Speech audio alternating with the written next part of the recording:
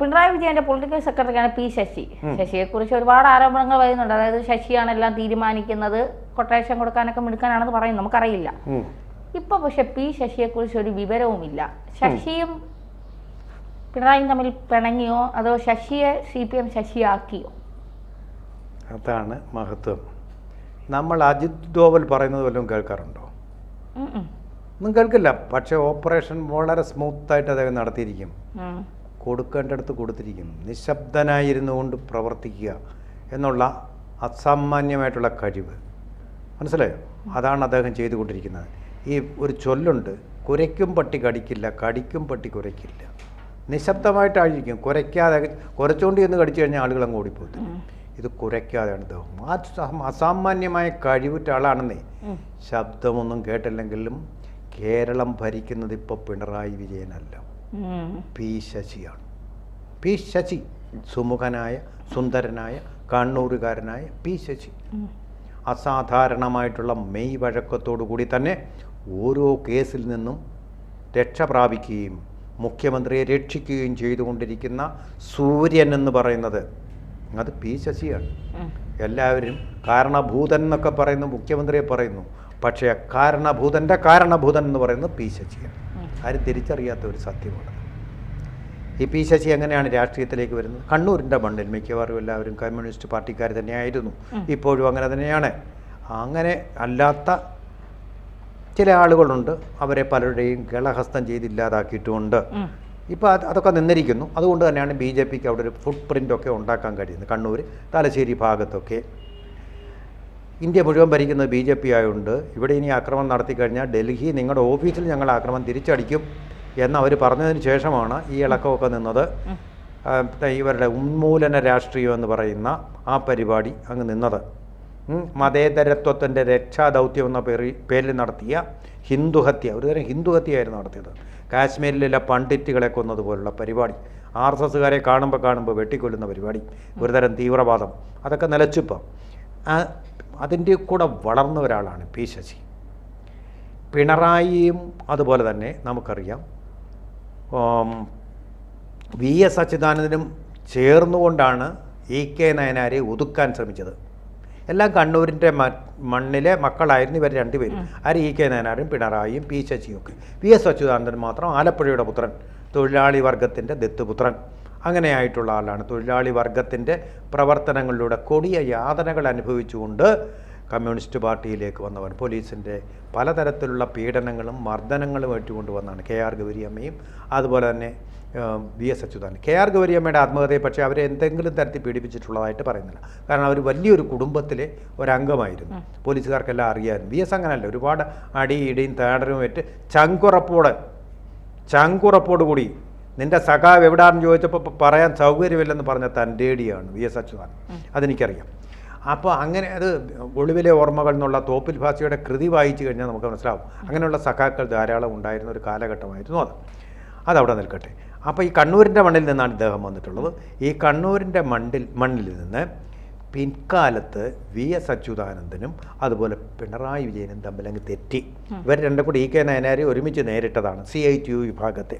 പിന്നെ ഇവർ തമ്മിൽ തെറ്റിക്കഴിഞ്ഞപ്പോൾ പാലക്കാട്ട് അപാരമായ സ്വാധീനമായിരുന്നു VS അച്യുതാനന്ദന്. മലമ്പുഴ എന്നൊക്കെ പറഞ്ഞാൽ സഖാവ് VS എന്ന് പറഞ്ഞാൽ അവരുടെ ഒരു ആത്മാവിനെ പോലെ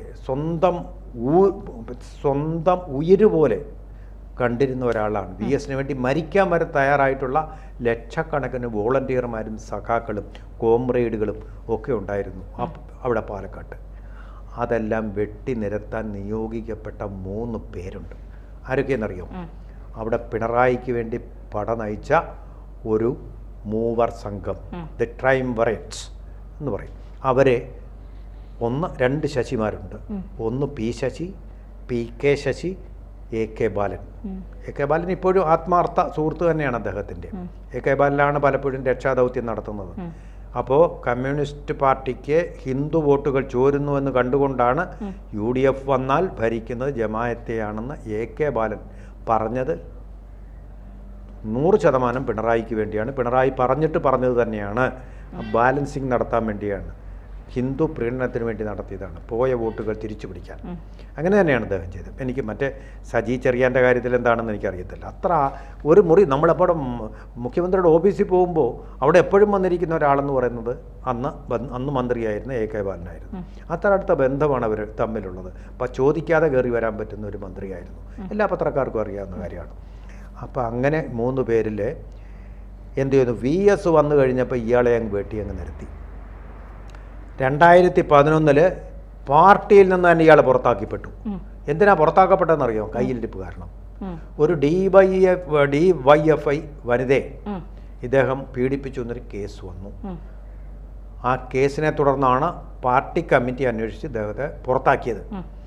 പുറത്താക്കി കഴിഞ്ഞപ്പോൾ പുകഞ്ഞ കൊള്ളി പുറത്തെന്നും പറഞ്ഞ് അല്ലെങ്കിൽ പാർട്ടി സെക്രട്ടറി ആകേണ്ടിയിരുന്ന ഈ P ശശിയെ VS നിഷ്കരണം പുറത്തു നിർത്തി അദ്ദേഹത്തിന് രാഷ്ട്രീയത്തിലേക്ക് ഈ സെക്രട്ടറിയിൽ കടന്നു വരാൻ പറ്റാത്ത പരുവത്തിലാക്കി തരുന്നു. പക്ഷേ ഈ P ശശി അസാധാരണമായ മെയ് വഴക്കത്തോടു കൂടി വെല്ലുവിളികളെ അവസരമാക്കിക്കൊണ്ട് രാഷ്ട്രീയ അജ്ഞാതവാസത്തിൽ നിന്നും ആ കേസിൽ നിന്നും പുറത്തു വന്നു, രക്ഷപ്പെട്ട് നിരപരാധി ആയിക്കൊണ്ട് അക്വിറ്റ് ചെയ്യും അദ്ദേഹം പുറത്തു വന്നു. അതോടുകൂടി രണ്ടാം പിണറായി സർക്കാർ അദ്ദേഹത്തെ പൊളിറ്റിക്കൽ സെക്രട്ടറി ആയിട്ട് പോസ്റ്റ് ചെയ്തു. അതോടുകൂടി തുടങ്ങുന്നു P ശശിയുടെ ഉദയം. നിശബ്ദനായിട്ട് ഇരുന്നുകൊണ്ട്, അജിത് ഡോവലിനെ പോലെ ഇരുന്നുകൊണ്ട്, അജിത് ഡോവൽ എന്ന് പറയുന്ന രാജ്യത്തിൻ്റെ രക്ഷയ്ക്ക് വേണ്ടിയിട്ടാണ് ഇത്, പക്ഷേ പാർട്ടിയുടെ രക്ഷയ്ക്ക് വേണ്ടിയിട്ടുള്ള ശത്രു സംഹാരമാണ് നടത്തിക്കൊണ്ടിരിക്കുന്നത്. ഏതൊരാളെ ഒതുക്കും. അതാണ് PV അൻവർ പാർട്ടിയിൽ നിന്ന് ഇടഞ്ഞു നിന്നപ്പോൾ ഈ കാര്യങ്ങളാണ് പറഞ്ഞത്. P ശശിയാണ് ആഭ്യന്തരം നിയന്ത്രിക്കുന്നത് എന്നെല്ലാം പറഞ്ഞ് വിളിച്ചു പറഞ്ഞു. ഇപ്പം ആകാശം ഇടിഞ്ഞു വീഴുമെന്ന് നമ്മളെല്ലാം വിചാരിച്ചില്ലേ? എന്തെങ്കിലും സംഭവിച്ചോ? എന്താ സംഭവിക്കാതിരുന്നത്? ഒരു ചുക്കും സംഭവിക്കത്തില്ല. ഈ PV അൻവർ ഇത് പറയുന്നത് കേട്ടപ്പോൾ പാവം കാരാട്ട് റസാക്കും അതുപോലെ തന്നെ മറ്റു ചിലരും പാർട്ടി പ്രവർത്തകരും അദ്ദേഹത്തിനോടൊപ്പം ചേർന്നുകൊണ്ട് ഇപ്പോൾ CPM തകരുമെന്ന് വിചാരിച്ചു. തകർന്നു. സുരക്ഷിതമായിട്ട് ആ കപ്പലിനെ നിയന്ത്രിക്കുന്ന കപ്പിത്താൻ എന്ന് പറയുന്ന കപ്പിത്താൻ പിണറായി വിജയനല്ല, ആ കപ്പിത്താൻ P ശശി തന്നെയാണ്. പാർട്ടിയെ നയിച്ചുകൊണ്ടിരിക്കുകയാണ്. ഇനി TP ചന്ദ്രശേഖരൻ വധത്തെ തുടർന്ന് പാർട്ടി തീർന്നു എന്നെല്ലാവരും വിചാരിച്ചു. ആ സമയത്തും സുരക്ഷിതമായിട്ട് കോളിളക്കങ്ങൾക്കിടയിലൂടെ ഈ കപ്പലിനെ നയിച്ചത് P ശശിയാണ്. P ശശിയുടെ ഉപദേശങ്ങളാണ്. അതാണ് പിണറായി വിജയൻ സ്വീകരിച്ചത്. അതുപോലെ ഇദ്ദേഹം ഒരു അഭിഭാഷകനും കൂടാണ്. അതുകൊണ്ടാണ് ഇത് അനായാസമായിട്ട് ഉപദേശിക്കാൻ കഴിയുന്നത്. ഈ TP ചന്ദ്രശേഖരൻ കേസിലെ പ്രതികളെ രക്ഷപ്പെടുത്തിയത്, അവരുടെ ശിക്ഷ ഇത്രയും കുറച്ചത് ഈ P ശശി എന്ന് പറയുന്ന അഡ്വക്കേറ്റാണ്. ഡെവിൾസ് അഡ്വക്കേറ്റ് എന്ന് വേണമെങ്കിൽ പറയാം. പക്ഷേ അദ്ദേഹം പാർട്ടിക്ക് വേണ്ടി ആ കടമ നിർവഹിച്ചു. 2010 കേസിലായിരുന്നു ഒരു വനിതാ DYFI നേതാവിനെ അപമാനിച്ചു, പീഡിപ്പിച്ചു എന്നുള്ള കേസ് വന്നത്. അങ്ങനെ ബ്രാഞ്ച് കമ്മിറ്റിയിലേക്ക് താഴ്ന്നു. അങ്ങനെയാണ് രാഷ്ട്രീയം ശോഭ കെട്ടത്. ആ സമയത്ത് അസാധാരണമായിട്ടുള്ള മെയ് വഴക്കത്തോടെ അദ്ദേഹം തിരിച്ചു വന്നു. ഈ ആൻ്റണി രാജുവിൻ്റെ കേസിലും ആൻ്റണി രാജുവിനെ ഇത്രയും നാൾ നിലനിർത്തിയതും P ശശി തന്നെയാണ്. അവസാനം ഏറ്റവും വലിയ മാനഹാനിയോടുകൂടി അദ്ദേഹത്തിന് പുറത്തു പോകേണ്ടി വന്നു. അതുപോലെ തന്നെ VD സതീശിനെ, രാഹുൽ മാങ്കൂട്ടത്തിലിനെ വളഞ്ഞിട്ട് ഓർമ്മയുണ്ടോ? നേരത്തെ ഐഡൻറ്റിറ്റി കാർഡിൻ്റെ ഫ്രോഡ് കേസിൽ അദ്ദേഹത്തിനെ വെളുപ്പാങ്കാലത്ത് വീട് വളഞ്ഞിട്ട് ആക്രമിച്ച് പിടിച്ചത്, പോലീസിനെ കൊണ്ട് പിടിപ്പിച്ചത് ഇദ്ദേഹം തന്നെയായിരുന്നു. അതുപോലെ തന്നെ ഈ കേസ് 2011 ഇദ്ദേഹത്തിനെതിരെ വന്ന കേസ്, 2010 ഇദ്ദേഹത്തിന് എതിരെ വന്ന DYFI വനിതയെ പീഡിപ്പിച്ചു എന്ന കേസ് 2018 ഹോസ്ദുർഗ് പോലീസ് കാസർഗോഡ് തള്ളിക്കളഞ്ഞു. ഒരു തെളിവുമില്ലെന്നും പറഞ്ഞു. ഇദ്ദേഹത്തിൻ്റെ മിടുക്കൻ തന്നെയാണ് അദ്ദേഹം. ഐസ്ക്രീം പാർലർ എങ്ങനെ നമ്മുടെ PK കുഞ്ഞാലിക്കുട്ടി രക്ഷപ്പെട്ടു, അതുപോലെ തന്നെ അദ്ദേഹം ആ കേസിൽ നിന്ന് രക്ഷപ്പെട്ടു. പിന്നെ താരോദയം തന്നെയാണ്. പിന്നെ ഒരു തിരിച്ചുപോക്കുണ്ടായിട്ടില്ല. ഇനി വേറൊരു കാര്യം കൂടെ പറയാം. ഇതൊക്കെ പറയുന്നെങ്കിൽ ഇദ്ദേഹം കഴിവുറ്റവൻ ആശ്രിത വത്സലനാണ്.